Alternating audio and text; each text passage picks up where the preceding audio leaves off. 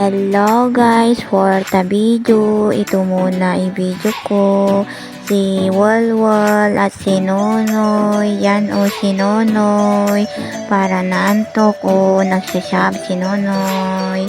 Yan o, tamad si Nonoy maglakad-lakad kasi umuulan. Ang lakas ng ulan dito guys. Yan o si Nonoy, tamad sila maglaro. Yan o, yung dalawa na alaga namin na aso. Yung isa nasa kulungan. Hindi ko kasi na video kasi madilim doon, walang ilaw.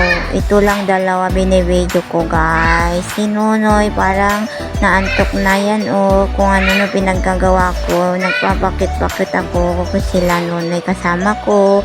Lumabas ako pero andito na si Gigi sa loob, nagsiselos na kasi hindi ko daw sinama sa labas. Sabi ko naman si JJ, bakit? Sabi ko, umuulan dito, sabi ko.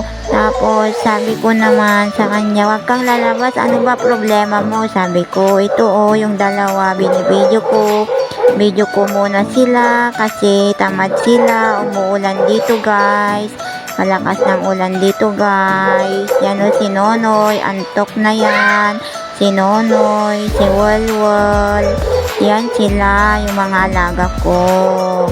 Kung ano pinaggagawa ko sa kanila. Yan o. Tingin ka dito Nonoy, sabi ko. Biglang umalis na sila. Doon na sa likod ko. Wala na si Nonoy. Nagkamot-kamot na doon. Makati daw yung katawan ni Nonoy. Yan o, kung ano pinaggagawa ko guys. Ano, Nonoy, sabi ko, Walwal, wag kang bababa, sabi ko. Hindi sila pumapansin sa akin. Yan o, yung dalawa. Yan o, ang kulit-kulit nila o. Akyat, sabi ko ni Nonoy. Hindi makakyat kasi baboy. Mahirap makakyat na o. Umakyat na si Nonoy. Yan o, si Nonoy. Pati si Walwal umakyat na din. Walwal, sabi ko hindi tumitingin sa akin si Walwal. Si Nonoy na antok talaga guys. Bye bye guys. Bye bye. Bye bye. Bye bye.